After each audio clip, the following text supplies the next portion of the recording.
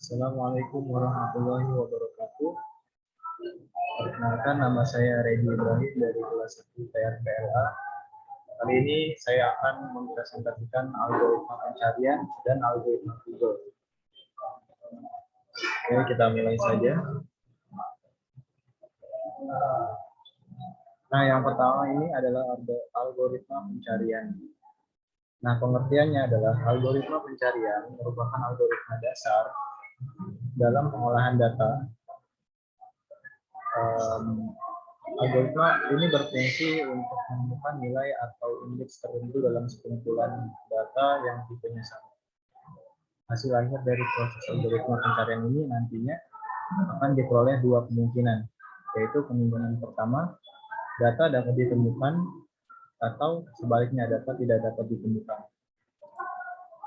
Nah, selanjutnya ada macam-macam algoritma pencarian. Nah, di sini saya akan membahas secara umum mengenai dua algoritma pencarian yang paling sering digunakan. Yang pertama adalah algoritma binary search, dan yang kedua adalah algoritma linear search atau sequential. Nah, algoritma binary search adalah algoritma yang melakukan pencarian pada nilai array dengan elemen yang terurut. Biasanya algoritma binary search ini dapat digunakan pada array yang sudah terurut. Nah, cara kerja algoritma ini adalah dengan memotong array menjadi dua bagian secara terus-menerus hingga nilai yang dicari dapat ditemukan. Nama lain dari algoritma ini adalah half interval search atau logarithmic search ataupun binary chart. Nah, cara kerjanya adalah ketika ada beberapa data atau elemen yang sudah terurut, maka binary search ini akan membagi dua terlebih dahulu data-data yang sudah terurut, kemudian akan terus membagi data tersebut sampai ditemukan nilai yang dicari, seperti itu. Nah, selanjutnya ada algoritma linear search. Pada dasarnya, algoritma ini dalam prosesnya yaitu melakukan pencarian dengan membandingkan setiap elemen larik satu persatu secara beruntun, mulai dari elemen pertama sampai elemen yang dicari ditemukan, atau seluruh elemen telah diperiksa. Jadi algoritma linear search ini cocok digunakan untuk data yang tidak terurut, karena prosesnya membandingkan setiap elemen larik satu persatu secara beruntun dari awal hingga akhir. Nah, contohnya seperti pada gambar berikut. Nah, misalkan data yang dicari adalah 6. Kemudian terdapat indeks 0 sampai 5 yang berisi 2, 7, 9, 4, 6, 3. Maka algoritma linear search akan mencari data secara terurut dari awal hingga akhir dari 2 ini, misalkan 2, 7, 9, 4, 6.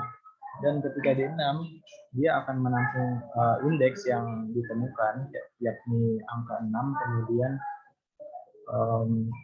menaruhnya kepada output, yaitu output ke-4 indeks. Nah, selanjutnya, di golongan linear search juga terdapat dua jenis ataupun golongan yang bisa digunakan, yakni linear search tanpa boolean dan linear search dengan boolean. Nah, apa itu linear search tanpa boolean, tanpa berubah? Nah, contoh saya langsung berikan contoh sebagai berikut. Nah, contohnya mencari nilai tertentu dari elemen array yang dimasukkan. Misalkan diberikan data sebagai berikut, 51942 dengan nilai indeks array 1 sampai 5, data yang dicari akan diinputkan 9, dan linear search tanpa ubah boolean ini akan mencari secara satu persatu dari awal hingga akhir. Nah, misalkan angka 1 sama dengan 9, apakah benar? Jawabannya tidak. Kemudian beralih lagi kepada indeks kedua, angka 2 sama dengan 9, tidak. Nah, kemudian indeks ketiga, angkanya sama dengan 9. Ya, betul. Maka data yang dicari ditemukan pada indeks ketiga. Nah, seperti ini adalah pseudocode yang bisa digambarkan. Dalam hal ini, Contoh kasus yang digunakan itu mencari nilai yang ditentukan. Nah, kita langsung kepada pseudocode-nya. Di sini ada prosedur untuk menginputkan array, kemudian ada deklarasi tipe data, kemudian algoritma prosesnya, yaitu memasukkan input data cari, kemudian mendeklarasikan i.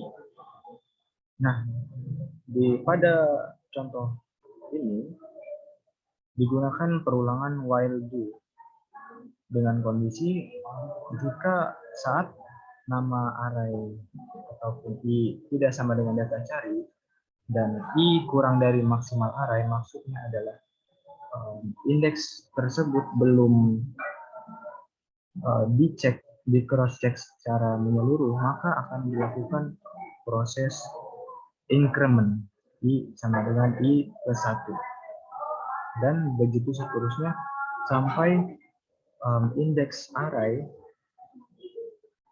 ketemu dan maksimal array terpenuhi.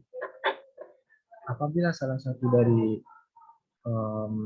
kondisi ini tidak terpenuhi, maka while do akan diakhiri.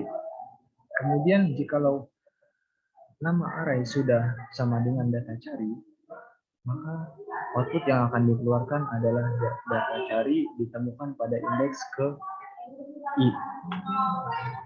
Sedangkan kalau tidak ditemukan, maka outputnya adalah data cari tidak ditemukan. Nah, selanjutnya linear search dengan peubah boolean. Hampir sama dengan linear search tanpa peubah boolean, sedangkan linear search dengan peubah boolean ini adalah menggunakan tipe data tambahan yakni boolean yang bernilai true atau false. Nah, contohnya sebagai berikut, sama dengan tadi. Mencari nilai tertentu dari elemen array yang dimasukkan. Misalkan diberikan data sebagai berikut. 51942 12345 indeksnya. Nah, data yang dicari adalah 9. Proses pencariannya sama seperti proses pencarian pada metode sequential search lainnya. Hanya saja melibatkan sebuah variabel lain yang bertipe boolean. Nah, berikut adalah contoh pseudocode yang bisa saya jabarkan. Nah, prosedur dimulai dari prosedur untuk menentukan nilai elemen pada array, kemudian dideklarasikan tipe data yang akan ditentukan, kemudian algoritma prosesnya, yakni data cari diinputkan, terserah berapa, dan dideklarasikan list dari 1 dan booleannya ketemu sama dengan false. Nah, terlebih dahulu kita inisialisasikan ketemu sama dengan false sebelum nantinya akan ada proses untuk menemukan nilai yang ditentukan. Nah, sekarang pakai while do juga.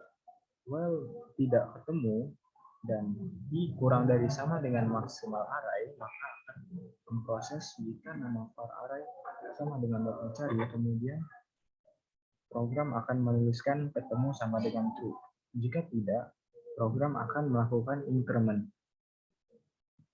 Nah, beralih ke kondisi if selanjutnya, jika ketemu sama dengan true, maka akan dikeluarkan output data cari ditemukan pada indeks ke i. Artinya indeks ke saat data tersebut ketemu.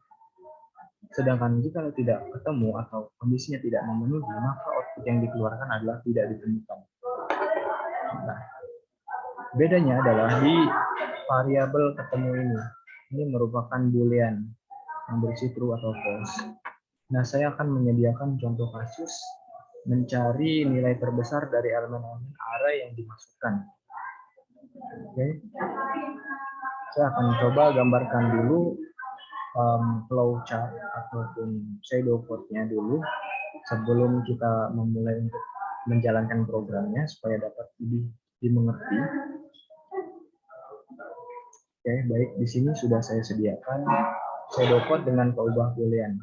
Program mencari nilai terbesar dengan peubah boolean, deklarasikan dulu integer n untuk menentukan berapa banyak data yang akan diinputkan. Kemudian kita deskripsikan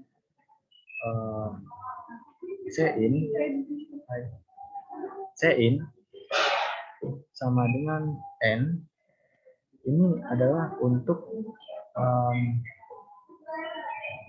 menginputkan nilai seberapa banyak elemen array yang akan dimasukkan. Kemudian integer digit N ini merupakan inisialisasi seberapa banyak elemen array yang akan kita pakai.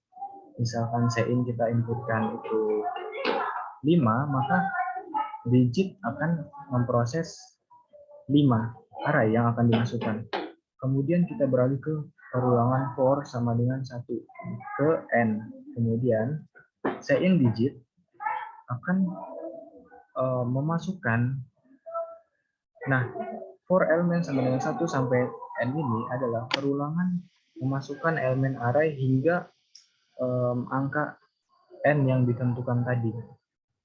Kemudian jikalau sudah memenuhi ke N, maka for akan diberhentikan dan dilanjutkan dengan program jika for elemen sama dengan 1 ke N, kemudian ini menggunakan peubah boolean. Di sini saya masukkan bool maksimal, digit sama elemen ini adalah elemen keberapa dari perulangan ini, kemudian maksimalnya lebih dari sama dengan maksimal. Artinya adalah saat digit elemen sama dengan atau lebih dari maksimal, maka nilai maksimal itu akan terpenuhi ataupun akan menjadi 1. Kemudian program akan menuliskan maksimal sama dengan digit dan mengambil indeks pada elemen tersebut. Kemudian program diakhiri dan akan dikeluarkan maksimal indeks. Nah, cout maksimal indeksnya akan dikeluarkan. Sedangkan untuk flowchart-nya saya gambarkan seperti ini. Kita terlebih dahulu membuat terminator yang start, Cin dengan flowchart input, kemudian inisialisasi awal untuk pemberian harga awal ini menggunakan integer digit N dan proses pengulangan untuk memasukkan Cin ataupun array yang akan dihitung, dicari nilainya. Nah, setelah perulangannya selesai, maka akan dideklarasikan int itu nilai awal maksimal itu adalah digit pertama, karena kita akan mengurutkan array pertama sebagai nilai maksimal hingga array terakhir. Dan apabila ada yang lebih besar lagi, maka nilai maksimal akan digantikan dengan array tersebut. Nah, kemudian ada perulangan for element to ke N sama dengan perulangan sama dengan sampai akhir array, maksud saya, dengan inisialisasi bool sama dengan maksimal sama dengan digit element lebih dari sama dengan maksimal. Ini merupakan inisialisasi untuk peubah booleannya dan akan dikondisikan maksimal sama dengan true ataupun 1. Kemudian akan diproses maksimal sama dengan digit elemen yang ada di elemen yang sudah ditentukan. Kemudian indeks sama dengan elemen. Nah, jikalau sudah ketemu, maka cout-nya adalah maksimal. Nah, saya akan tunjukkan programnya. Program dengan peubah boolean.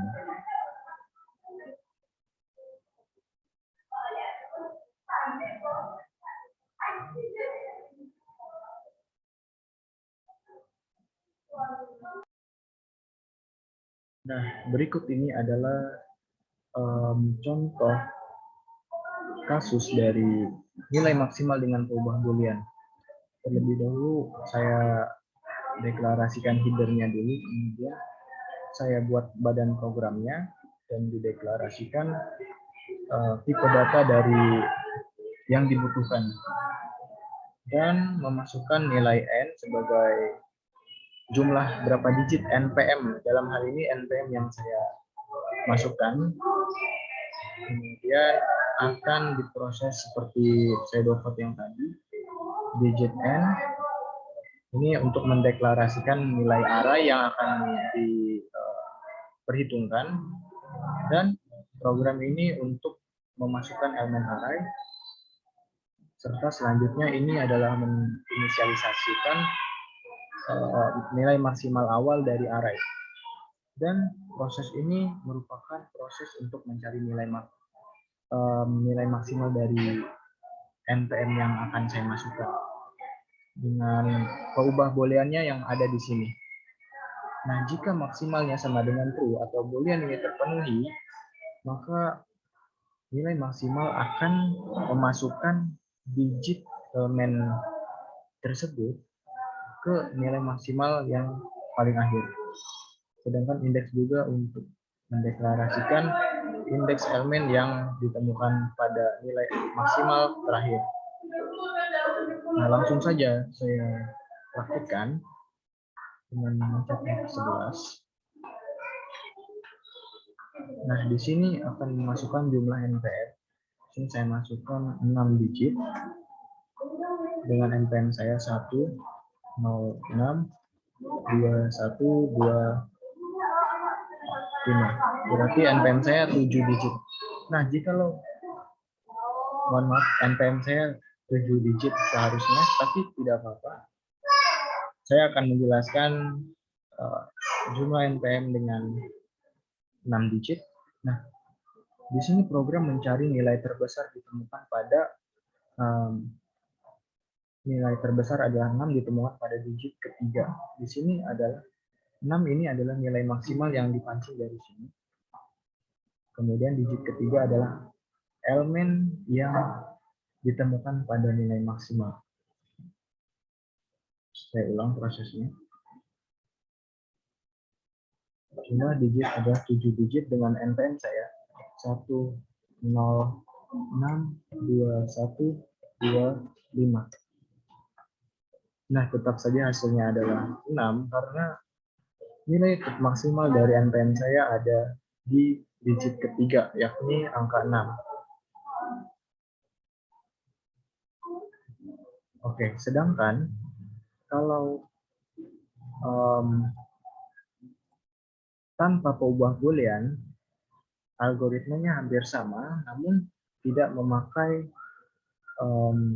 tipe data boolean pada badan program di for elemen sama satu ini. Badan program ketika mencari nilai terbesarnya. Nah, saya langsung saja ke contoh kasusnya yang sudah saya sediakan di sini. Tanpa peubah boolean, bedanya ada di sini. Dia tidak memakai tipe data boolean, namun langsung dideklarasikan di kondisi if statement. Nah, langsung saja saya masukkan juga. Jumlah digit npm saya ada 7, dengan digit pertama ada 1, digit kedua ada 0, digit ketiga ada 6, 2, 1, 2, 5. Nah, hasilnya akan sama, akan mencari nilai terbesar dari npm. Jadi diurutkan dari awal hingga akhir. Mengapa berbeda dengan mencari nilai tertentu? Karena mencari nilai maksimal ini harus diseleksi dari awal hingga akhir.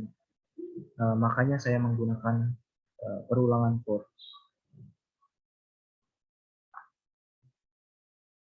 Oke. Kemudian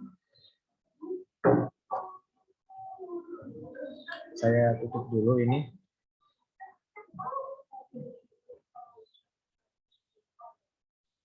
Ini algoritma dan flowchart-nya tadi. Hampir sama, namun beda pada tipe datanya. Bool tidak digunakan lagi.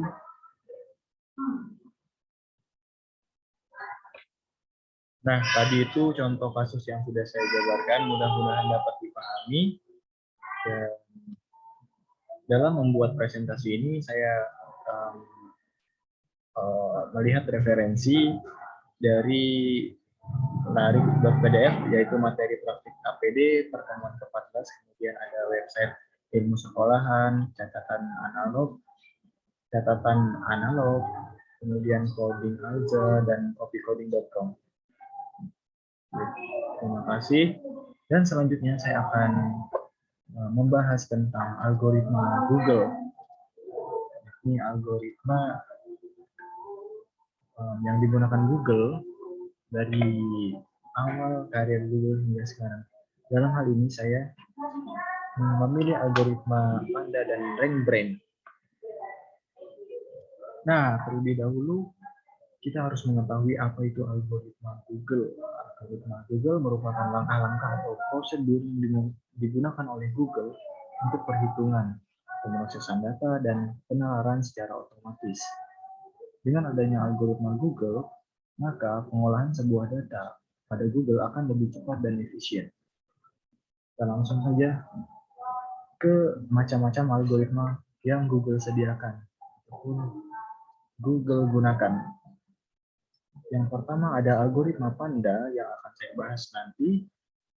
Yang kedua Hummingbird, yang ketiga Penguin, yang keempat Bird, yang kelima Pirate, yang keenam Venice, yang ketujuh Mobile First Index atau Mobile Get On, yang kedelapan Medit, dan yang kesembilan Possum, dan yang terakhir adalah algoritma RankBrain yang akan saya bahas juga nanti. Nah, algoritma Panda adalah algoritma Google yang berguna untuk menampilkan hasil pencarian situs terbaik dalam segi konten. Algoritma yang menekankan kualitas dari konten yang kita buat. Artinya, algoritma ini akan memeriksa konten-konten yang bertebaran di Google. Seperti itu. Nah, sejarah filosofi algoritma Panda ini bermula dari penurunan kualitas hasil pencarian pada Google Search terjadi pada tahun 2010, kemudian hal ini dikarenakan munculnya cara optimasi dengan ternak konten di website yang terus dikembangkan. Selain itu, dengan adanya aktivitas mengejar jumlah visitor atau kunjungan atau pengunjung di website, meskipun konten di website tidak berkualitas, menimbulkan banyak keluhan di pengguna. Nah, karena hal tersebut, Google merespon dengan mengembangkan algoritma Google Panda yang kemudian dikeluarkan pada tanggal 23 Februari 2011. Nah, algoritma Panda ini memberantas konten-konten yang tidak berkualitas. Nah, jenis fitur pada algoritma Panda, ada beberapa ciri-ciri konten yang akan terkena dampak ataupun akan dibasmi oleh algoritma Panda.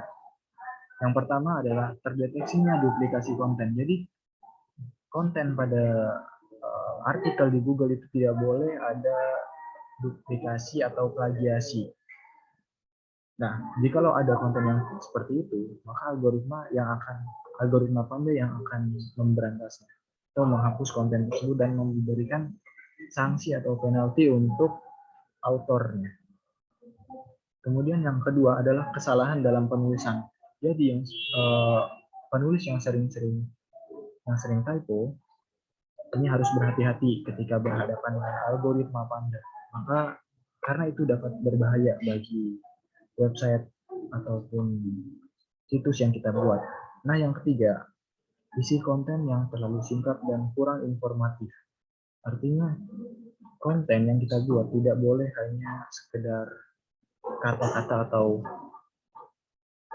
kata yang terlalu singkat dan kurang informatif. Jadi, isi konten yang kita buat adalah berisi konten yang sangat informatif.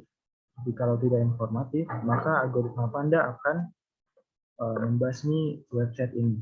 Nah, yang keempat adalah konten bersifat spam. Konten bersifat spam ini akan dibasmi oleh algoritma Panda karena spam itu tidak diperbolehkan dalam apapun, yakni akan memenuhi memori yang ada pada Google. Seperti itu. Nah, yang terakhir, atau yang kelima, adalah penumpukan kata kunci atau keyword stuffing.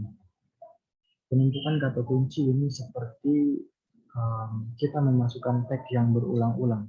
Ini tidak boleh karena akan mengganggu lalu lintas dari algoritma Panda sendiri.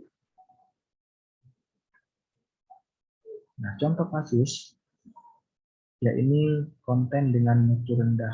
Jadi ada website dengan konten yang asal-asalan, kemudian algoritma Anda akan menindak konten-konten seperti ini. Yang artinya kualitas suatu konten yang rendah tidak hanya berasal dari konten plagiasi atau copy paste saja, tapi juga konten yang memiliki topik yang kurang menarik, sedikit jumlah engagement-nya, dan berbagai faktor lainnya yang mampu menurunkan kualitas konten. Nah, maka dari itu ada baiknya untuk memanfaatkan dan memasukkan kata kunci yang sering dicari oleh pengguna di suatu topik konten tertentu, serta SEO di dalam konten untuk menjangkau lebih banyak pengguna. Nah, jika kita melanggar hal tersebut, penalti yang akan diberikan untuk website kita dengan konten yang tak berkualitas itu adalah menurunkan peringkat website hingga dihilangkan atau de-indexing dari search engine. Maka konten kita tidak akan muncul di pencarian Google. Nah, dalam membuat algoritma Panda ini, presentasinya saya menggunakan referensi dari website Tips Pintar, kemudian Garuda.website, dan Bamaha Digital. Nah, selanjutnya ada algoritma RankBrain. Pengertian algoritma RankBrain ini adalah algoritma yang menggunakan teknologi machine learning, artificial intelligence system atau AI. Fungsi utamanya untuk mengurutkan hasil pencarian atau bagian dari penentu peringkat di mesin pencari. Ini juga membantu Google untuk memproses dan memahami query penelusuran menjadi lebih baik lagi. Sejarah atau filosofi dari terciptanya algoritma RankBrain adalah awalnya Google merilis RankBrain karena kebutuhan akan satu masalah sederhana namun besar. RankBrain didasarkan untuk pertimbangan konteks lingkungan. Sebagai contoh, lokasi pencari. Ini adalah sebuah proses yang terbilang sederhana agar dapat dipahami bahwa urutan kata merupakan fungsi dalam proses pencarian, bukan tujuan ataupun maksud dari pencarian. Cara kerja algoritma RankBrain. Nah, dalam memahami bagaimana cara kerja algoritma Google RankBrain, terlebih dahulu perlu membedakan dua peran utamanya dalam algoritma ini, yaitu satu, memahami penggunaan kata kunci search query, dan yang kedua, menganalisis tingkat kepuasan pengguna atau pencari kata kunci ketika website hasil pencarian dibuka. Kemudian pada peran yang pertama, yaitu memahami penggunaan kata kunci. Google RankBrain menampilkan hasil pencarian yang tidak hanya sesuai dengan apa yang diketik oleh user, tetapi juga menampilkan hasil pencarian dengan kata kunci alternatif lainnya yang masih relevan. Nah, contoh kasus yang dapat saya berikan adalah entitas bersama pada RankBrain. Salah satu mekanisme inti dari RankBrain gunakan adalah pengenalan entitas. Jika mereka memahami bahwa query berisi entitas yang sama dengan yang lain, yang telah mereka lihat sebelumnya dengan sedikit kualifikasi, seperti mengubah dari di mana menjadi kapan dalam query tentang konser, maka itu akan menjadi indikasi bahwa kumpulan hasil mungkin identik, sangat mirip, atau setidaknya diambil dari daftar pendek URL yang sama. Nah, sekian penjelasan dari saya. Saya juga membaca referensi dari tipspintar.com tentang algoritma. Maksud saya, maaf, ada kesalahan penulisan.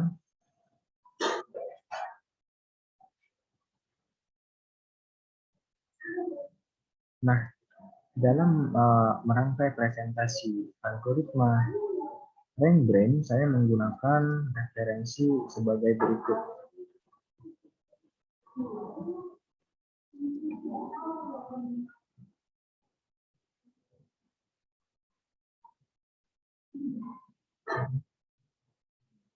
Nah, dari afd.com, kirim.email, traditional.b, Maxibrand Image, Garuda website, SEO, listrik di rumah, forum blog Indo, dan bisnis.id. Baik, sekian presentasi dari saya. Lebih dan kurangnya saya mohon maaf. Wabillahi taufiq wal hidayah. Assalamualaikum warahmatullahi wabarakatuh.